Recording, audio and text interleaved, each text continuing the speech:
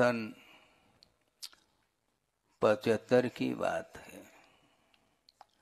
फिरोजाबाद में गुरुदेव का चातुर्मास चल रहा था, उसमें मैं भी था। केवल 3-4 ब्रह्मचारी लोग थे और मैं भी ब्रह्मचारी के रूप में ही था। और गुरुदेव प्रतिदिन बड़े मौलिक चिंतन के साथ अध्यात्म प्रवचन वो करते थे और प्रवचन सुनने की भावना मेरे अंदर भी थी और जाकर के बैठ गया। किंतु लगा ऐसा कि यह प्रवचन मेरे पल्ले तो नहीं पड़ेंगे। क्या अध्यात्म होता है, क्या साहित्य होता है, क्या सिद्धांत होता है, क्या न्याय के क्षेत्र में क्या विषय प्रस्तुत करते हैं, इसकी कोई भी जानकारी मुझे नहीं थी। मैं एक अखाड़ा नहीं जानता था। और इसके पूर्व में जब प्रवेश पाया था महावीर जी में, वहाँ पर वस्त्र परिवर्तित हो गए और आचार्य महाराज ने मेरे लिए, केवल मेरे लिए नहीं, 3-4 और भी ब्रह्मचारी थे, उनके लिए मंगलाचरण के रूप में पंचास्तिकाय का मंगलाचरण कराया और श्लोक वो गाथा पढ़ते गए और हम लोगों के लिए संकेत रहा, दोहराओ गाथाओं को।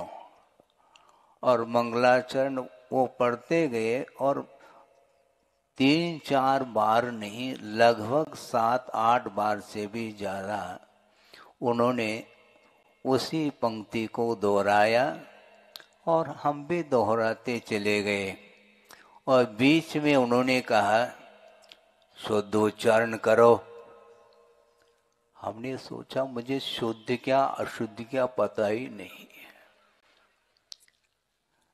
ठीक है, आप जो कह रहे हैं हम करते चले जाएंगे, समय समय पर वह उच्चारण सही हो पाएगा। क्योंकि एजुकेशन मराठी मीडियम से हुआ और भाषा मातृभाषा कर्नाटक भाषा। अब हिंदी में बोलना है, क्या हिंदी में बोलेंगे, पूछेंगे तो हिंदी में पूछेंगे। हम न पूछ पाते थे, न समझ पाते थे, न बोल पाते थे। समस्या बहुत।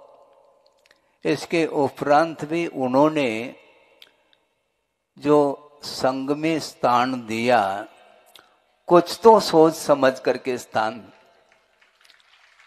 दिया होगा, इसमें कोई दो राय नहीं है। क्योंकि ज्ञान के क्षेत्र में आप जानते हैं इसका अर्थ क्या होता है। ज्ञान के क्षेत्र में अंगूठा छाप था, लेकिन इसके आगे और एक बात कहने जा रहा हूं।